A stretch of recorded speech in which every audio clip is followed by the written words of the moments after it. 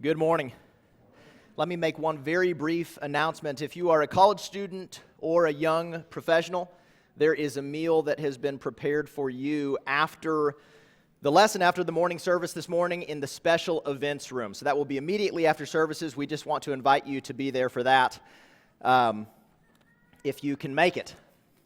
So we're in the book of James, and I want to begin with this word. James says, "But let the lowly brother boast in his high position, and let the rich boast in his lowness. Because as the flower of the grass, he will fade away. For the sun rose with its burning heat and scorched the grass, and its flower fell off, and the beauty of its face was lost. So also the rich in his pursuits will wither away." This is the word of the Lord. Thanks be to God. Amen. You may be seated.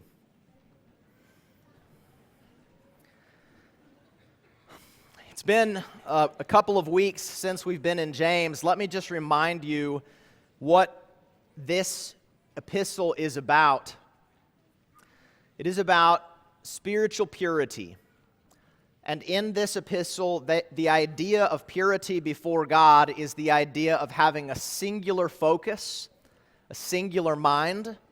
It is the person who's not divided. It's the person who is not waffling between two worlds. It's the person who's made up his mind and has said, I'm walking this way. I'm going to put my eyes on Jesus. I'm going to fix my sight on eternal life, and that's the direction that I'm going.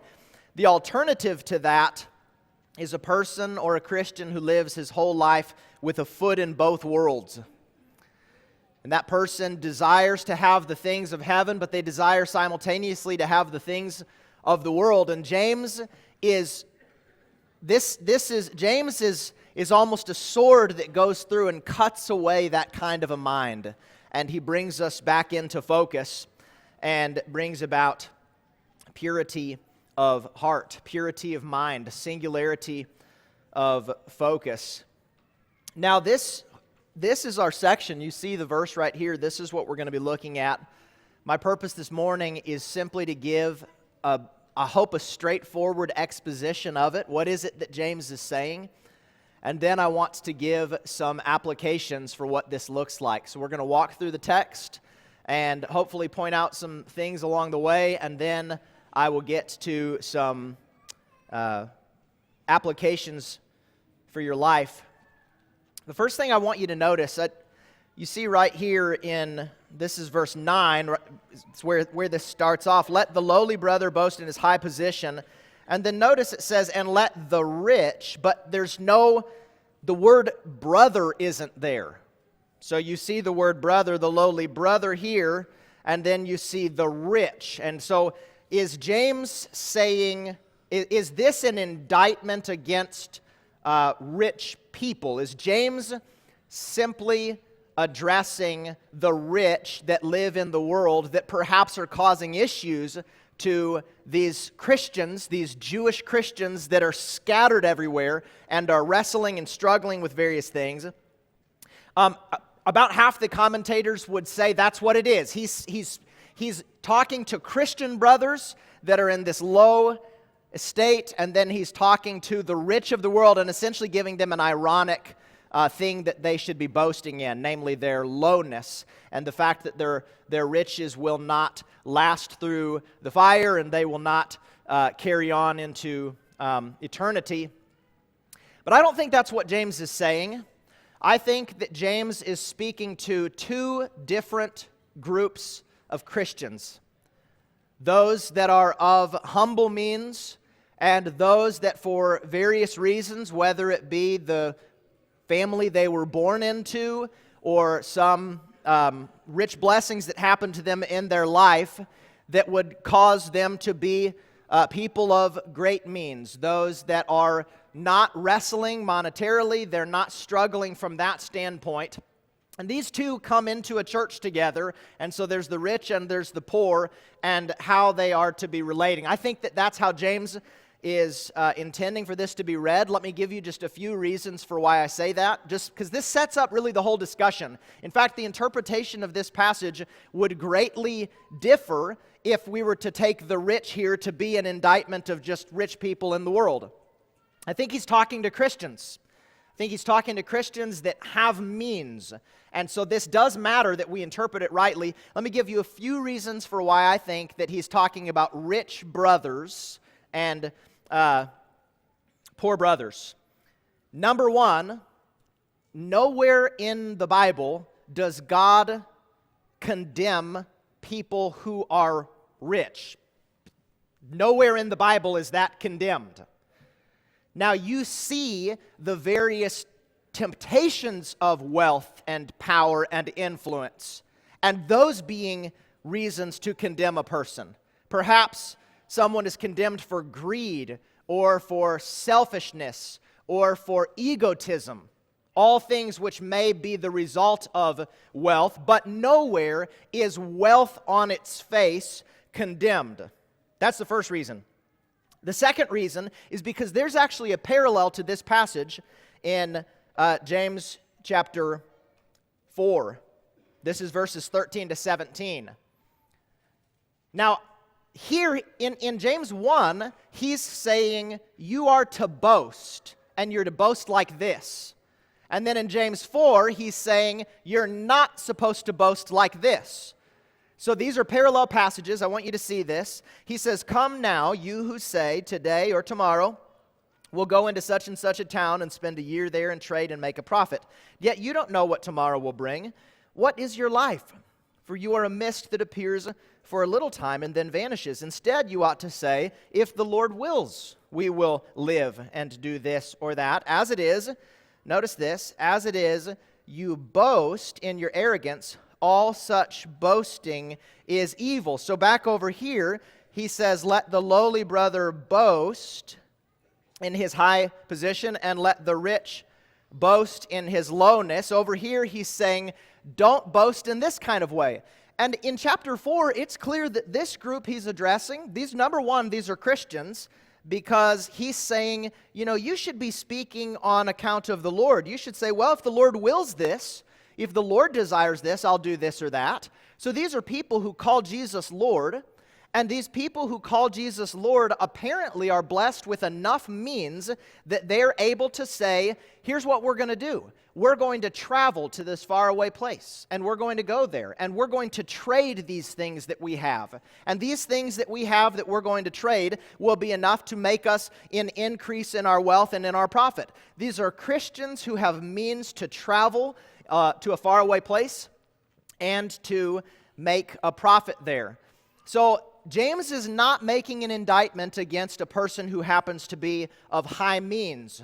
What he's instead doing is, he's saying whether you are of low means or of high means, your boasting needs to be of a particular nature. And that's really what we're going to look at. But there's one more I just want to show you. This is my nerdy grammar side that's going to come out. But I do think that this kind of helps put a nail in the argument, especially when it's cumulative. I only bring this up because I want you to see one thing. This is our passage for this morning. This is James 1, 9 and 10. This is Koine Greek. This word right here is the word brother. And immediately after it, there's an adjective right here. That means lowly. Okay? There's this noun, and then there's an adjective that means lowly. And then right here, there's another adjective, and it means rich. So in Greek, the way that it functions, you take this, there's this noun that's this descriptive, this brother that's being given here. And so James is saying the brother who is lowly, and then he's saying the brother who is rich or esteemed or of a high state. So those are my reasons. I think that he's talking to rich and poor brothers. And again, settling that is important because the rest of the discussion hinges on us understanding from the start, who is he talking to? Is he giving an Is he ironically telling the rich of the world, go on and boast?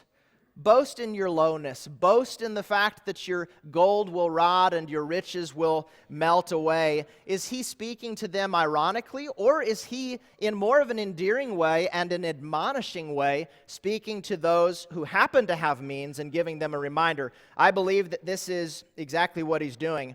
Now, the essence of what James is saying here is found in this word, boast.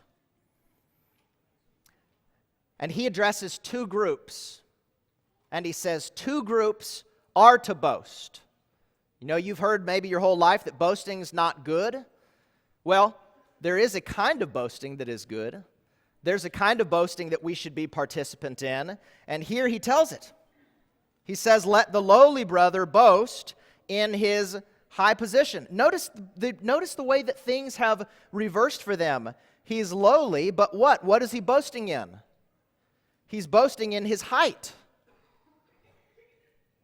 This is a person who came into Jesus Christ perhaps of zero means. There were no accolades. There was no attention on him. There was nothing that the world would look on him and have attention drawn to him. But he comes into Jesus Christ, and he is immediately, by virtue of that, granted a high position or a high place in the eyes of the only one whose opinion ultimately matters, namely that of God. The low brother's position has been reversed, and he says that the rich is to boast in what? In his lowness. Do you see that? Let the lowly brother boast in his high place, and let the rich boast in his low place. Here's what James is doing. James is saying the temptation for any person, and this may be the case for you this morning. The temptation for any person is to allow their physical circumstances and the temporal realities that they exist in, whether they be that of great physical struggle or that of great prowess and wealth and influence. And it has been almost a universal from the beginning of time to allow those to be indications either of the blessings of God and the privilege of God and His hand over you, or as an insight that God is not there and that God is not interested, or that God is far off, or perhaps even that I have done something wicked and this is why I exist in such a state as this. This is where you remember when Jesus was confronted this man who was blind, and the disciples said, so which was it? Was it that this man sinned that he was born this way, or that his parents sinned? This has always been the case. You look at the book of Job, and here's this man who it starts from the beginning, and it says that Job was blameless and upright and was faithful in the sight of God. In fact, there was no one who was quite like him in regards to his faithfulness. And Satan attacked him to a degree we can't even imagine. What does it say there? What did Job's friends come along to say? They came along to say, this is an indication somehow that God is not for you. You've sinned. You must have done something. And of course, we see through this whole book that eventually God rebukes his friends for saying that. And we know through it all that Job had not done anything wrong. Satan wanted to attack the one who had the favor of the Lord, and he believed that by attacking him, he would leave and he would curse God. James is pointing out a truth that we can't impress enough, and it is that your physical circumstances are not an indication at all of your standing before God, because the person who came into Christ as a poor brother or a poor sister or a person, it doesn't just mean financial poverty, although that's largely in view, but it's just a person maybe of little means. It's a person of little influence. It's someone that you might look past. You wouldn't notice them out and about. They would have no real influence. This person came into Jesus Christ, and the reality for them changed drastically. They still are a person of humble means. James told them just before this verse, he said, "Consider it pure joy when you encounter trials of various kinds, knowing that those trials produce endurance, and let endurance have its complete effect on you." He's speaking to a people who have been scattered. He's speaking to Christians who were Jewish, who've been driven out of their homeland, probably because of a persecution that happened in Jerusalem. And so they go abroad, and most of them have little means. And he's saying, let your boast, let your confidence, let your words be based in the fact that you are given a high position. Later in James, James says, has not God chosen the poor of this world to be what? Rich in faith and heirs of the kingdom of heaven? If you came into Jesus Christ of humble means, don't let that be the focal point. Don't let that be the thing that you speak to or that you talk about. Rather, that state has been reversed, and then the opposite is true. When the rich comes into Jesus Christ, all to this point in his life, he had been given the eye of the world. The world had looked on him, and they had seen him, and he had been given respect, and he had been given perhaps a position of influence. And he, by his monetary prowess, had been able to purchase and acquire things for himself and perhaps use it as a weight in various places in the world. And because he was in this way, the world gave great attention to him. That's what he'd known all to this point. And James says, let the rich boast in his lowness. What's he getting at? If you came into Jesus Christ of great means, perhaps you were what the world would call a generally good person. Perhaps you were someone who's been involved in the community. Maybe you had the respect. Maybe you were of a higher social class. Maybe you were more educated. Perhaps you had more physical means. And it was proven and evidenced by your clothing and your vehicle and your house and all of those things. James is giving the reminder that when you come into Jesus Christ, those things had zero influencing power over the decision of God to bring you into his presence. Because the price of entry into the kingdom of heaven was poverty of spirit. Do you remember the very first thing that Jesus said in his Sermon on the Mount? The very first thing was, "Blessed are the poor in spirit." What does that mean? It's the idea of spiritual bankruptcy, where you are rendered down to a kind of beggary that says and realizes and recognizes the good things I've done and this wealth that I've amassed. The good things I've done didn't impress God, and the wealth that I've amassed are not necessarily indications of my approval before God. Standing before his throne, the only reason that I'm given this privilege, this great privilege to come into the throne room of God, to stand before him clean, to speak to God, to converse with him, to have a right standing, is because of the blood of Jesus at Calvary. There would have been no other way for me to enter his presence. And as I stand before God, it really does not matter who I was or what I'd done to this point, because the eyes of him who sees me, they see immediately through me. They see immediately through me, and I am naked and exposed before him. He was not impressed by human accolades or the garments that I possess. He sees every prejudice. He sees every lust.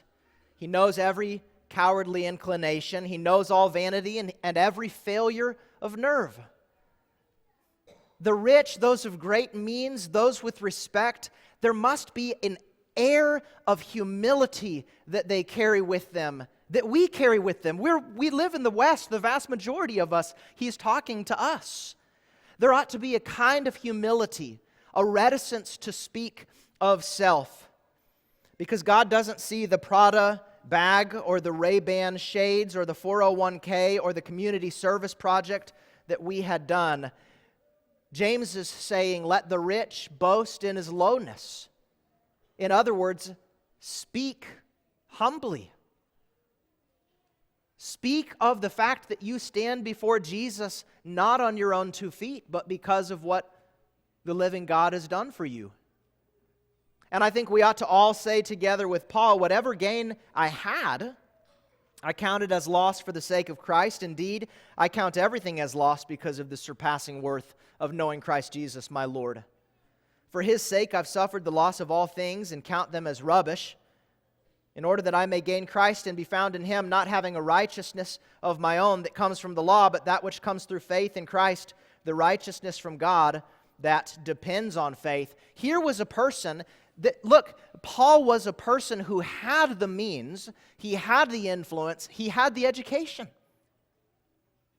He was a respected person. He had the money. He had all of the things that you would think would impress God, and Paul said, in order to enter the kingdom, I had to essentially let go of them and count them as rubbish. Before God, they meant nothing. They did not impress him at all. What James is saying is this: those who are rich must say, I was nothing without Jesus Christ. And those who are poor must say, I am everything because of Jesus Christ. And that marks the conversation.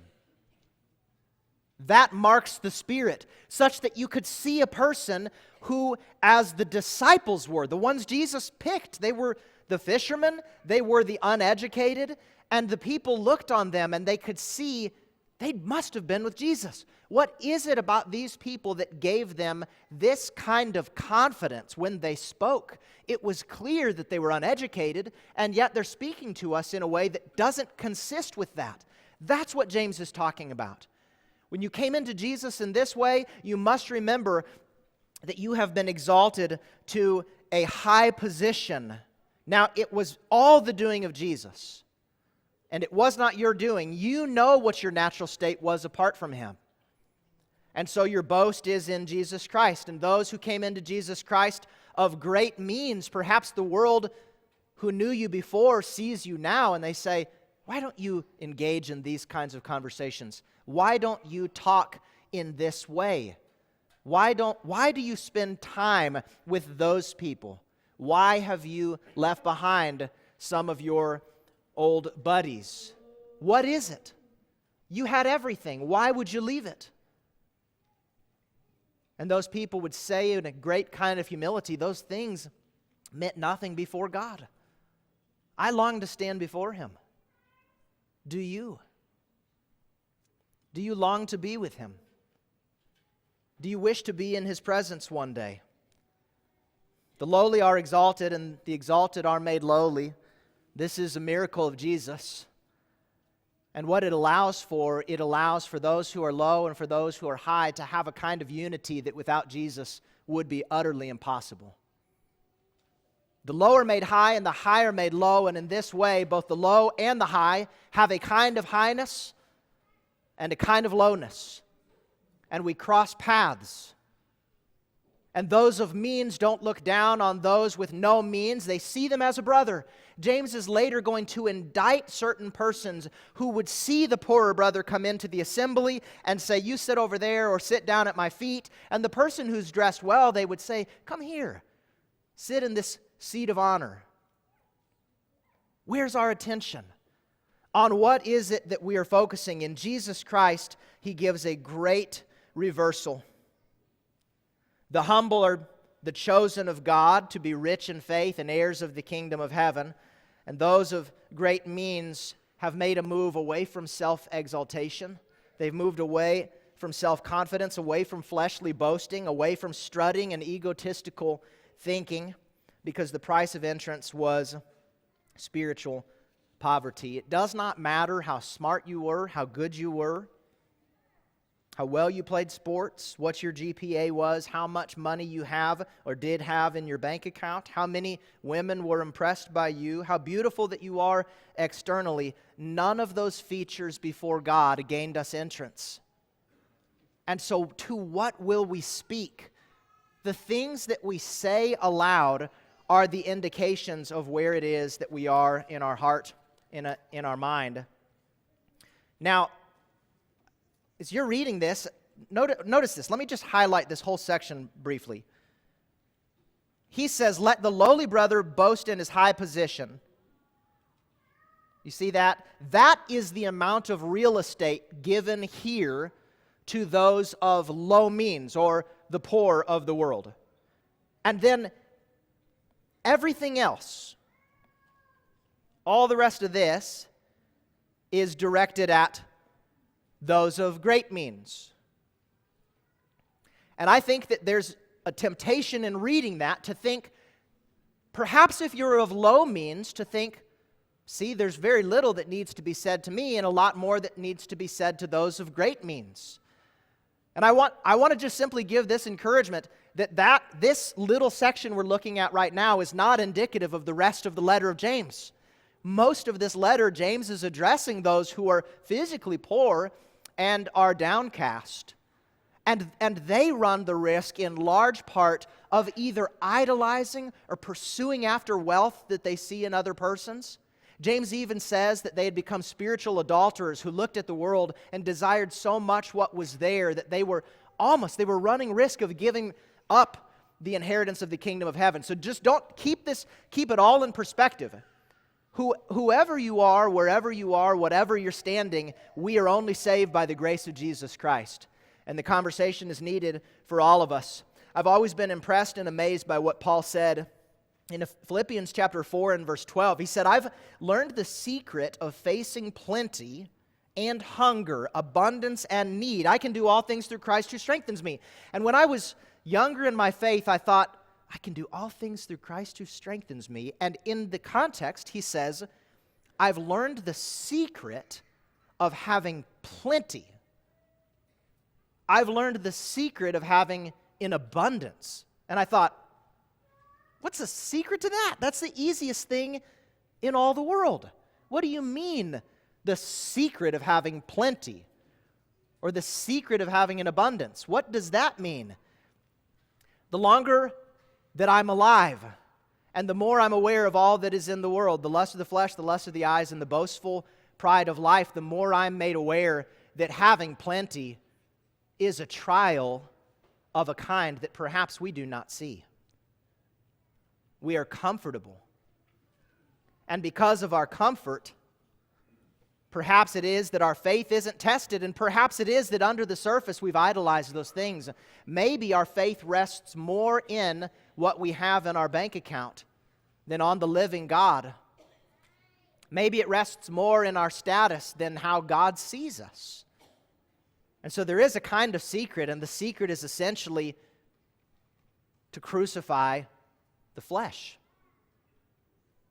to remove any idols, anything, and to allow God to expose us and for us to be seen before Him. Whoever you are, you need Jesus, and that is our boast. In Jesus, those who are low were made eternally high, and those who were high in the eyes of the world were made low in the eyes of the world. And then by virtue of that, they were made high before the throne of God, so long as they walk humbly. Now I want to just let you see this. Let me get rid of this big old mark that I made all along here. And I want you to see this story that James gives right here in the middle. It's a short story, and because James does give greater emphasis right here to the wealthy, then we must do the same. He says, let the rich boast in his lowness, because as the flower of the grass he will what? He will fade away. And then there's this little story right here. I'm just going to put it in quotes. All of this is spoken in past tense. The sun rose with its burning heat and scorched the grass, and its flower fell off, and the beauty of its face was lost. The sun rose up with its burning heat, and the Abilene grass faded from green to gold. I saw it. I saw it in the spring. And all of those bluebonnets that I saw everyone taking pictures in the middle of, they all wilted and they fell to the ground, and where are they now? This right here is a story that those of great means must keep very close to their chest. Memorize this. Think on this. The sun rose with this. James's point is that those pursuits which are limited to this world, those financial pursuits, those venture capitalists, all of the things that we do that are limited to here and now, physical wealth, physical prosperity, he says every bit of it, just like that flower that we witness and we see this happen on a yearly basis, that is a parable for what will happen to those things. And it's just a reminder to say, do not put your trust in those things. Do not lean on those things, for all of them ultimately will be gone. I want to finish this morning by running through some applications for the church today. What would it mean to boast in our lowness and in our highness? And this is just a string of applications. What does it mean? I want you to take this with you. There is a heart change that's involved. There's a prayer that God would allow us to be humble and to see ourselves as He sees us, to see rightly because we've looked into the mirror of His Word and we see as He sees us. But if we're boasting in these kinds of ways that James would have us do, number one, we're speaking often of heaven and confidently of heaven and certainly of heaven, and we're putting our stock there. This is not something for which you need to say, if the Lord wills, we will go to heaven. For you know already, He does will. This is one thing that is absolutely certain. Of how many things in this world are not certain at all? This is one thing that is absolutely certain, and so we must speak of it certainly, and openly, and joyously, and bank on it, and put our stocks in that, and talk about it as families around the dinner table.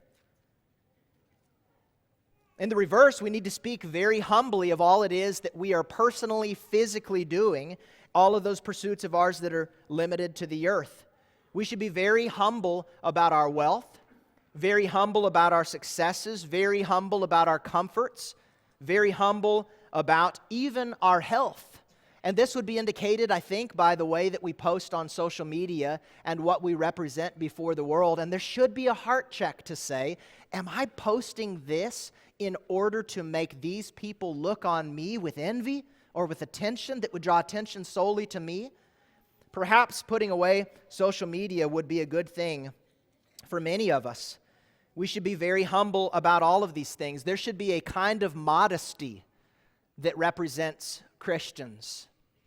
Perhaps you do have great means, but you in your heart know these things will soon be gone, and my status before God is not determined by them, and so I will not speak confidently of these things for which I have no rightful confidence. I will not put them before people's eyes so that they should fawn over me and give me attention. I know the only reason I stand before God is because of the blood of Jesus, and there is no other reason. There should be a kind of modesty. I think that we should speak of everything that Christ has done for us and in us. So many times Christians wonder, how do I witness to Jesus? And sometimes we don't like that word because we say, well, I didn't actually see Him. Well, that doesn't matter. He's a real person, isn't He? And does He really interact with you in your life, in this world? Yes, He does. And has He done things for you without which you would not have been able to accomplish. Yes, he has. I think that we should speak more often of everything Jesus has really done for us, and perhaps the starting place is just reflecting on it. Jesus has done so much for me. I'll tell you, about 15 years ago, I was in really a pretty dark place in my mind. My outlook on the future, my perspective of the world, the anxiety within me, the fear, the dread that happened to be there. And I'm not that person any longer. Jesus delivered me out of it. And I stand before you as a testimony to that. And he can do the same thing for you. But it was not by my own might. It was by the power of Jesus. I think the rich, again, should say, I'm nothing apart from Christ, and the poor should say, I'm everything because of Christ. We should, in every other pursuit, say more often, if the Lord wills, and it shouldn't be a throwaway statement. It should be one that really says, if the Lord wills. I mean, I would love to go to Africa next year, but I don't know that I will. I may have something else that interferes. God may have another plan. Maybe something will get in the way of it. The poor once worried about what their future held, and they should not worry any longer because their future is certain. And the rich once arrogantly boasted of a future in their hands that was totally out of their control all along. No longer should they boast in that, but should recognize the frailty of life. We need to boast in Jesus Christ. Church, we boast of our sports teams and our athletic accomplishments or those of our children. We boast in our riches and the host of our human accomplishments. We speak of our treasures or we post pictures of them without saying anything verbally. We speak of these things. We speak of and we boast of the things that give us confidence in this world, and all too often it's a reversal of the things that we should be boasting in. We boast in those things, but we speak so quietly of the only reason we have any standing before the throne of God, which is the gospel of Jesus. We boast of those things and we speak so quietly of the only one whose opinion will matter when this life draws to a close. We should speak often of Jesus and let that be our focus. I often see a reversal of this. I see those who are beautiful posing half nude so that everyone will look. Young women, it doesn't matter how cute it is. Be modest. Don't let that be your boast. I'll tell you, there's nothing more beautiful than a godly woman with a gracious smile and a quiet spirit and a sundress and a purity that she is preserving for her future husband. There's nothing more beautiful than that. And the kind of man that I think you would desire to attract, the one who will be faithful to you and who will stay by your side in sickness and in health, for richer or for poorer, is the kind who would look on that and say, that is the kind of woman that I want. But it's a matter of where do we get our confidence from. I see young men bodybuilding in order to look better in a sleeveless shirt, rather than young men growing strong in order to defend future wives and children, neighbors and nations. I do think you should build muscle, yes, and eat red meat, absolutely. Lift heavy weights, absolutely, but do it in service of others. Do it in order to be someone who is strong to go into the distant village through the mountains, to be the one who is strong to defend and protect your home. Don't do it for vainglory. Do it all, whatever you put your hands to do, to the glory of God. And I do think that young women are more attracted to someone who is wearing a shirt size, one size too big, than a person who is lost in his own mirror. What I'm saying is, this thing James is getting at is it's a frame of mind that colors everything from what we say to what we do to how it is that we present ourselves. Where are you confident? What gives your confidence? It should be Jesus. If you are a person of great means, boast in your lowness. Speak of your own frailties. Speak of who you once were apart from Jesus. If somebody tries to pat you on the back and speak to how good you are, let them know, no, I'm not. I'm here by Christ and by Christ alone. And if you're a person of low means, that is not what defines you. Your struggles and your problems of a physical sort that you're enduring right now, they do not indicate a lack of the presence of God, for He is there, even through the valley of the shadow of death. And your state before the living God is great. Let us boast. If we boast, let it be in the name of the Lord. If you need anything at all, if you wish to give your life to Jesus, He wishes for you to do that, and there's an opportunity while we stand and while we sing.